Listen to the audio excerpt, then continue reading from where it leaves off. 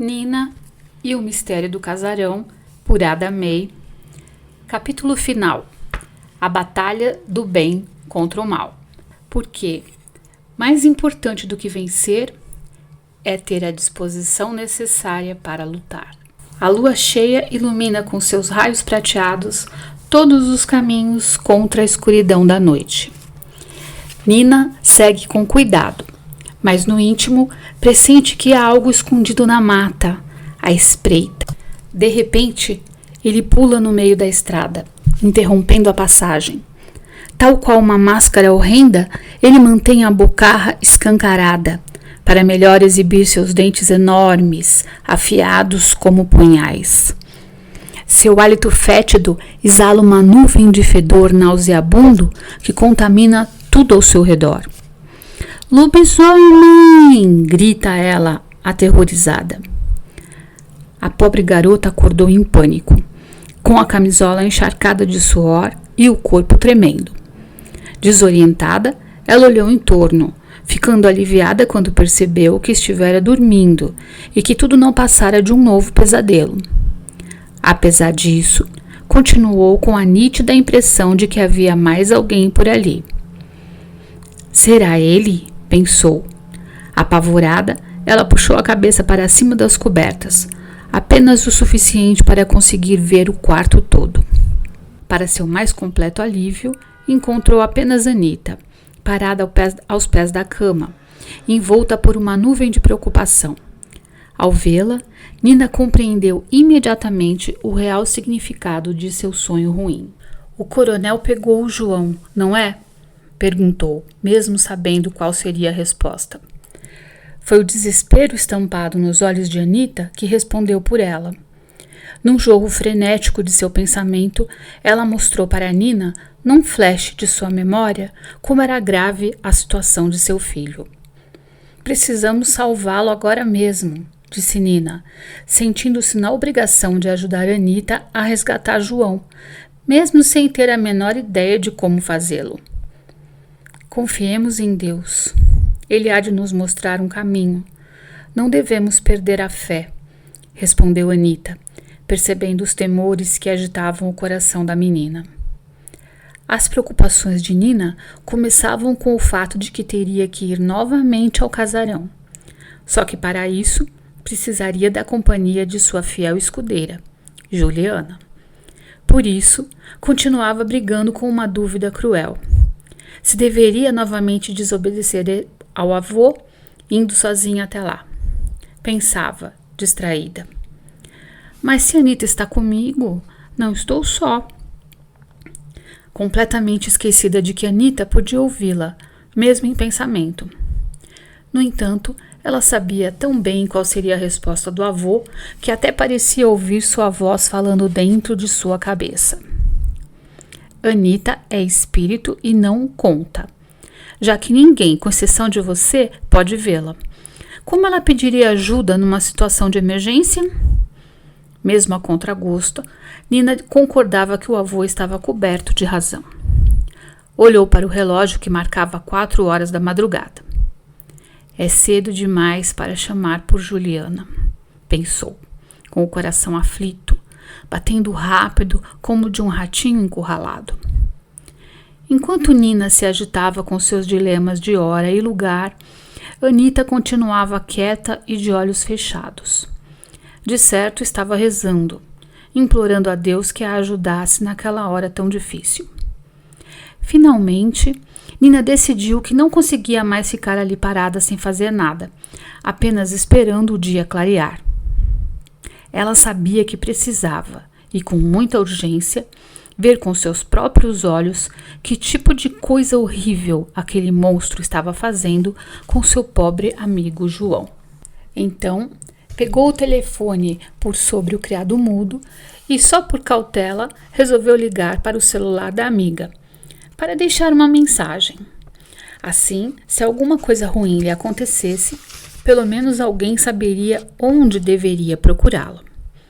Ligou, já esperando o sinal de caixa postal, e em seguida desabafou. "Juju, são 4 da manhã e estou indo para o casarão com Anita. Descobri que aquele menino maluquinho que fica lá na árvore chama-se João Maria e é filho dela. Precisamos ajudá-lo, porque ele está correndo perigo de vida. É isso mesmo, apesar de ele ser um fantasma e, teoricamente, estar morto. Ah, mas deixa pra lá. Desculpe se não falei nada antes, mas agora você já sabe que tenho estado com eles. Me liga mais tarde, que eu explico tudo o que houve. Mal tinha desligado e já estava arrependida do que fizera. Agora sim, ela vai achar que fiquei doida de vez. Estava decidida a saltar da cama, trocar de roupa e sair o mais rápido que pudesse. Mas então senti um imenso cansaço, como se seu corpo magrinho pesasse uma verdadeira tonelada. Devagarinho, começou a sentir um estranho torpor invadindo seu corpo, como se estivesse com um sono incontrolável, que dizia à sua mente que ela precisava descansar de qualquer jeito.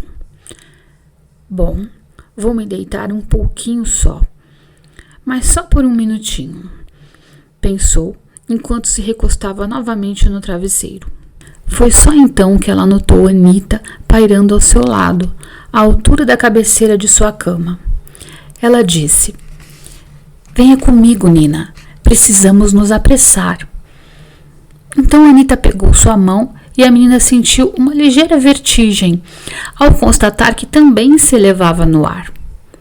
Embasbacada, Nina olhou para baixo e viu o próprio corpo adormecido, deitado imóvel na cama, como ela o deixara ainda há pouco. Surpresa, observou que havia um finíssimo fio de luz, prateada e translúcida, que ligava seu corpo físico, deitado na cama, ao seu corpo espiritual, que pairava graciosamente ao lado de Anita. "Estamos voando? Isso só pode ser um sonho", respondeu Nina, maravilhada com aquela esplêndida sensação. "Vamos, o João precisa de nós." "Que Deus nos ajude", murmurou Nina, enquanto se abraçava a Anita. Juntas, elas saíram para o ar da noite, flutuando acima da praia deserta, iluminada apenas pela luz da lua cheia. De repente, foram se erguendo no ar, flutuando pelo céu, na velocidade de uma vertigem. Nina observou com enlevo a praia ir ficando cada vez menor, até sumir de sua vista. Depois, ela não pôde discernir mais nada, porque o céu estrelado engolfou-as no abraço aconchegante de um universo negro e brilhante. Viajando à velocidade do pensamento, num instante, as garotas alcançam seu destino, o velho casarão colonial.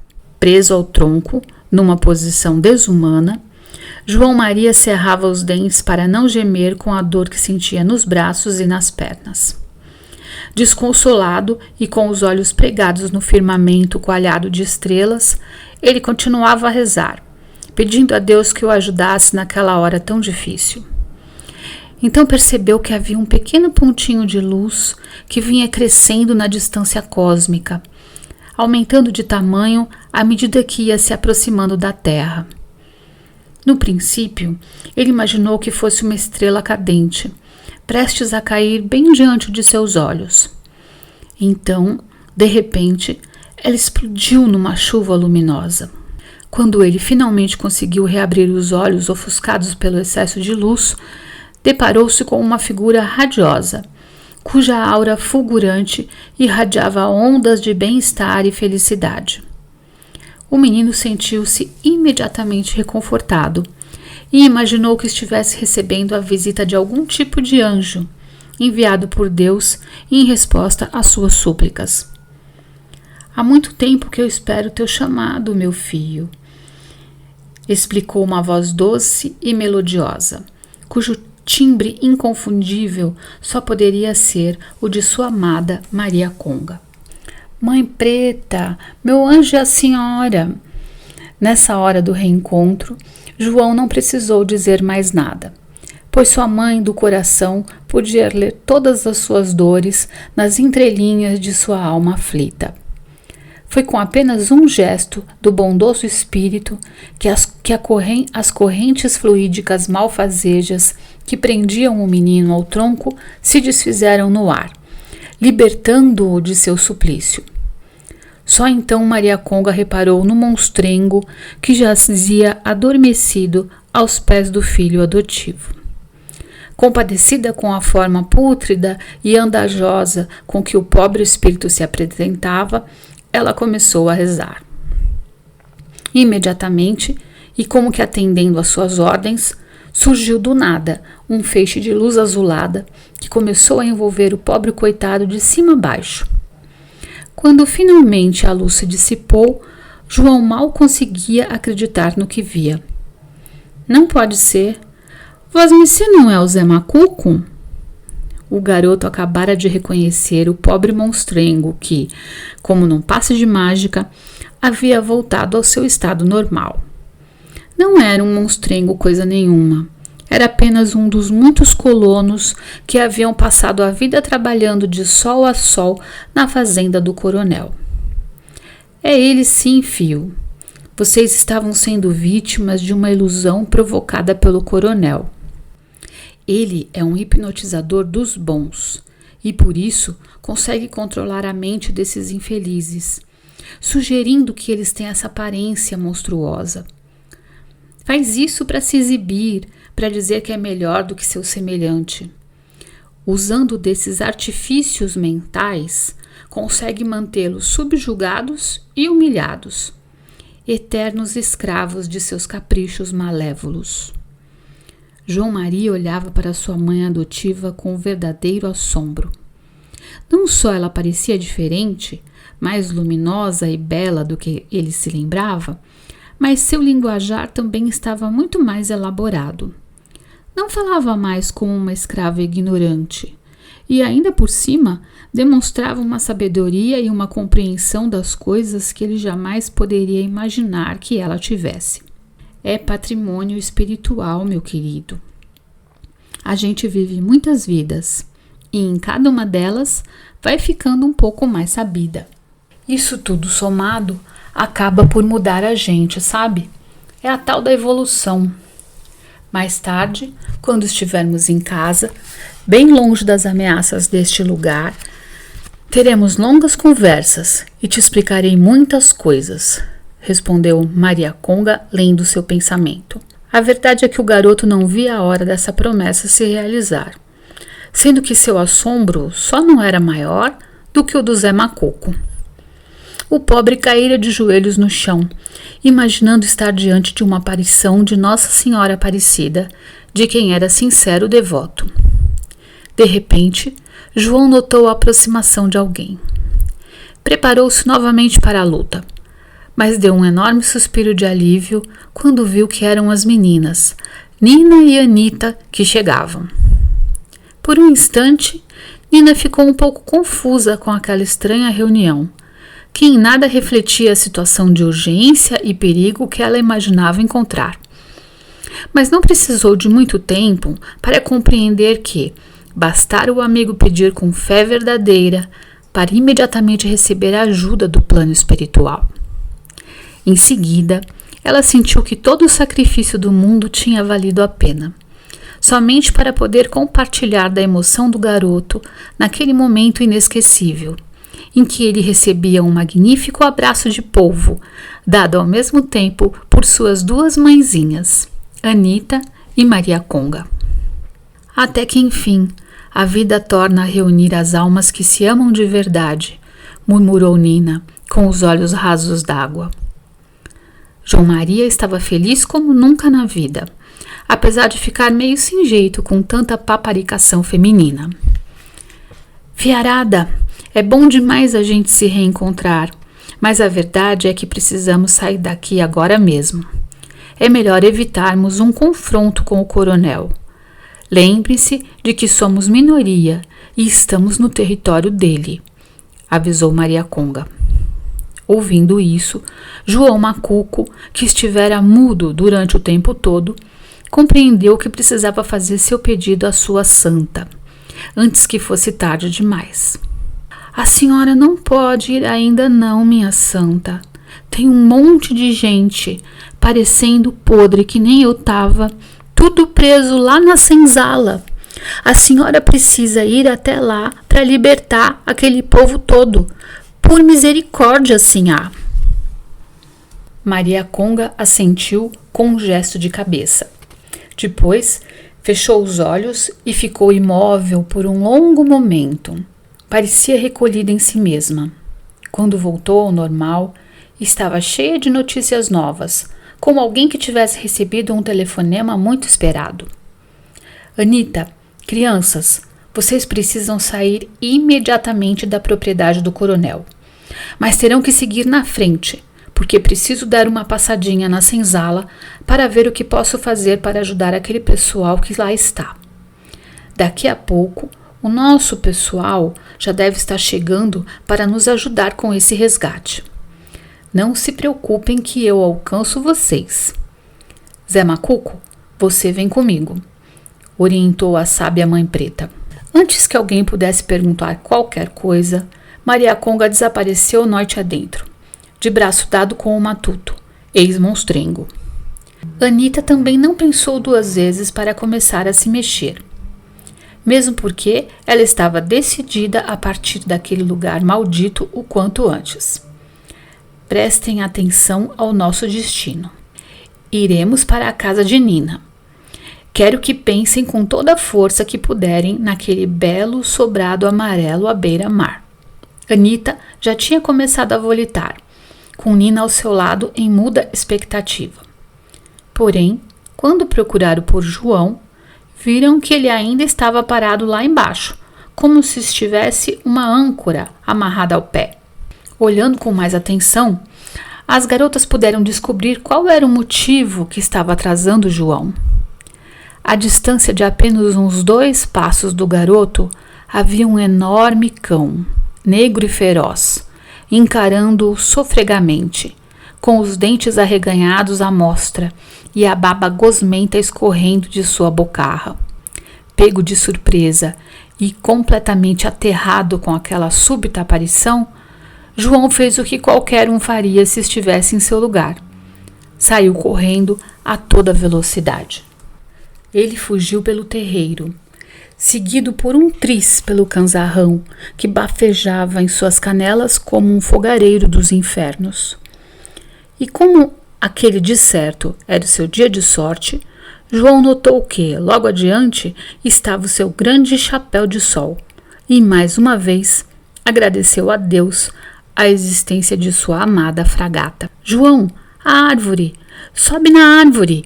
Gritou Nina, apavorada com aquela imprevista perseguição. Mal ele acabou de escalar e pôr-se a salvo, o cão começou a pular como um alucinado, arranhando a casca do trono da velha árvore, tentando de todo jeito abocanhar o calcanhar do garoto. Sentindo a energia de ferocidade que emanava daquele bicho, João percebeu que, ao contrário do que poderia imaginar, aquele não era um cão fantasma. Foi uma verdadeira infelicidade para o cachorrão que João Maria tivesse notado esse pequeno detalhe, que facilitava em muito sua defesa contra aquele novo adversário. Na hora H, preferiu não inventar, sacou de seu estilingue, arrancou uma bolota da árvore e, usando toda a sua famosa perícia de atirador de elite, fez um arremesso certeiro no lombo do bichão, que fugiu ganindo de dor. João Maria ficou tão feliz da vida com a destreza com que se livrara do invasor, que se esqueceu de que havia outros inimigos bem mais perigosos à espreita. Ficou todo prosa com a vitória, e mesmo contrariando todo bom senso, pediu às garotas que viessem por 1 minuto até a árvore. Talvez ele desejasse secretamente despedir-se de sua amada fragata, navegando uma última vez ao sabor da brisa marinha que agitava seus galhos majestosos. Anita protestava, exigindo que partissem dali o mais rápido possível. Porém, João insistiu, pedindo com tanto jeito que ela não teve alternativa, senão ceder aos seus caprichos. Por um breve instante, eles se esqueceram do perigo que os rondava e puseram-se a brincar. Enquanto isso, no mundo perverso da realidade, A choradeira do cão, seguida pela algazarra na árvore, acabou por despertar a atenção do capataz. Que gente mais abusada, rosnou o Bronco, e tremendo de raiva com a ousadia daquela gurizada, saiu por uma das portas do casarão. De propósito, estalava seu chicote no chão, provocando o temido zunido, que há muito tempo fazia tremer o coração dos pretos na senzala. E, infelizmente, o luar amigo que iluminava os caminhos escuros da noite servia igualmente para denunciar um bom esconderijo. Contando com mais essa vantagem, o capataz só precisou dar uma boa espiada para cima para encontrar o fugitivo encarapitado no alto da grande árvore. Ah, seu moleque fujão, é hoje que eu acabo com a tua raça, ameaçou o traste. No entanto, em vez de persegui-los árvore acima, ele virou-se para trás e ficou parado no lugar, como se estivesse esperando que alguma coisa acontecesse. Pegos de surpresa, Anita, Nina e João ficaram duros de susto. Durante um interminável instante, eles ficaram como que congelados no tempo, imóveis, sem dar um único pio, com os olhos pregados à fachada do casarão, observando com atenção aquela extensa sequência de portas, à espera sabe-se lá do quê. Mas no íntimo, todos eles sabiam muito bem por quem estavam esperando. E justamente na hora em que o suspense atingiu as raias do insuportável, um som indescritivelmente aterrorizante dilacerou a quietude da noite. Um uivo tão animalesco que seria capaz de provocar descompasso no coração do mais valente guerreiro. Teatralmente inflamado, o coronel irrompeu pelo umbral da porta.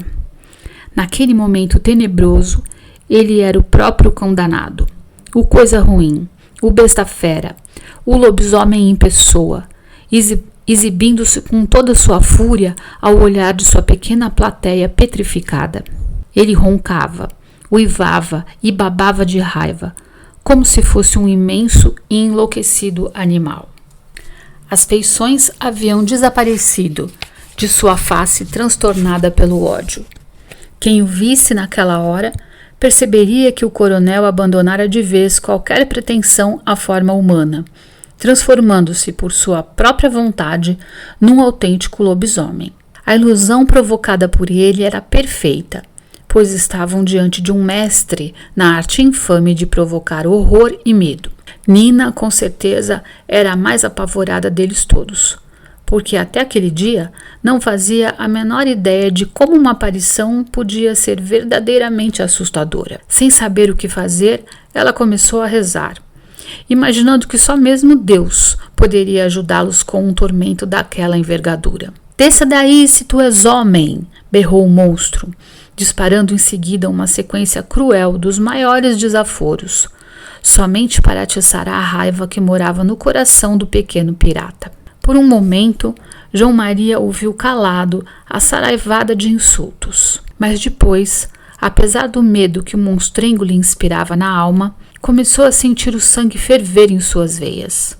Tinha ganas de ir até ele para arrancar-lhe o couro, para trucidar de vez com sua raça medonha, para pulverizá-lo num monte de poeira e assim poder varrê-lo da face da terra para debaixo do tapete do inferno.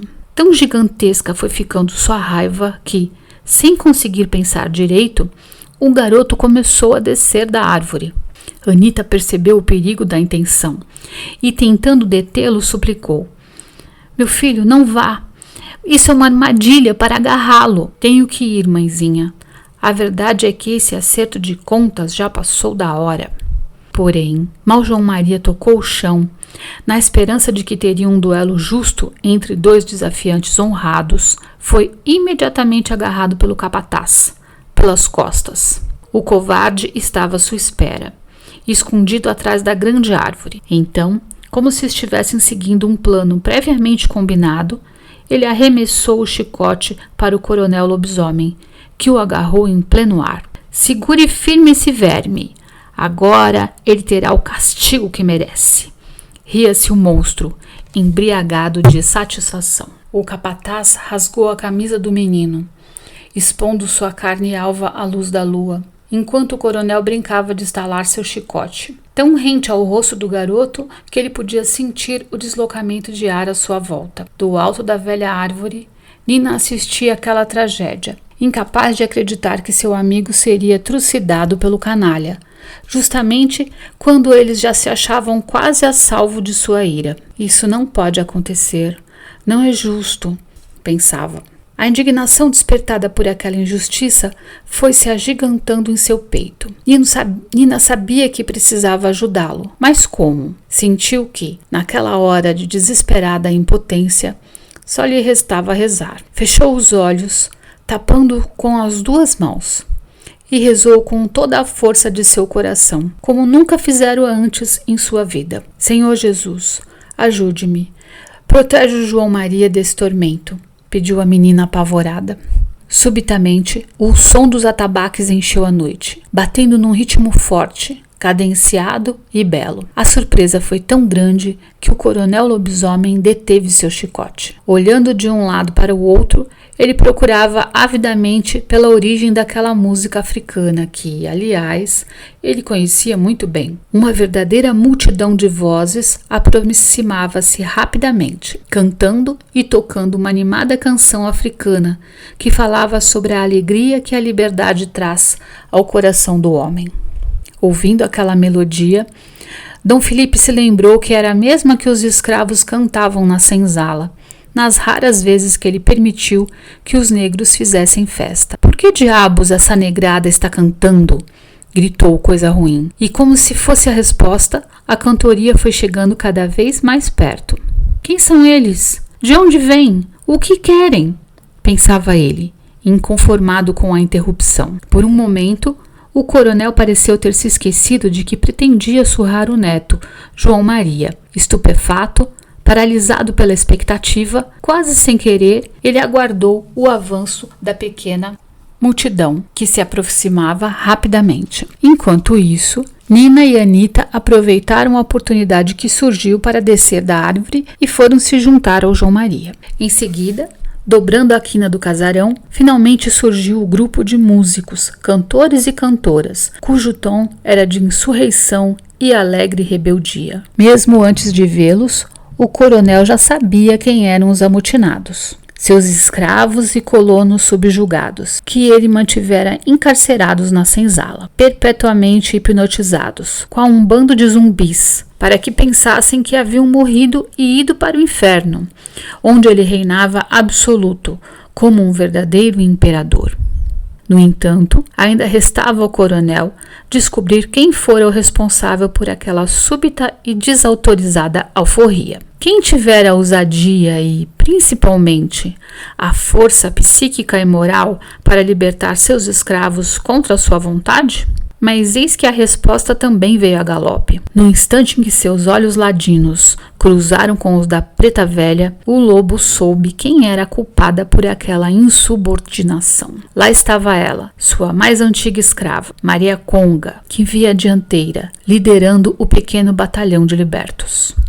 Mesmo surpreso, o coronel ostentava seu arrogante e indignado olhar de proprietário, ofendido em seu direito ancestral de possuidor de vidas alheias. Na verdade, não contava reencontrá-la, porque jamais tornara a vê-la por aquelas bandas, desde que a preta velha morrera, há muito tempo atrás. Simplesmente havia se esquecido de sua existência. No entanto, o coronel sabia que, se a negra enxerida estava de volta aos seus domínios, só podia ter sido a peste do garoto rebelde quem a chamara. Chegando, Maria Conga estacou bem diante do focinho do lobisomem, como para mostrar a toda a gente que não tinha medo de cara feia. A multidão em volta percebia a gravidade daquela hora de ajuste de contas. Estavam assistindo ao início de um duelo sutil, onde duas forças opostas, o bem contra o mal, iriam se enfrentar abertamente. Olá pessoal, não se esqueçam de curtir o vídeo e de se inscrever no canal Letras Brasilis. Compartilhem com seus amigos e amigas para que nosso conteúdo possa chegar a quem precise dele. E se tiverem dúvidas, escrevam nos comentários para eu poder responder para vocês, ok? Até o próximo capítulo.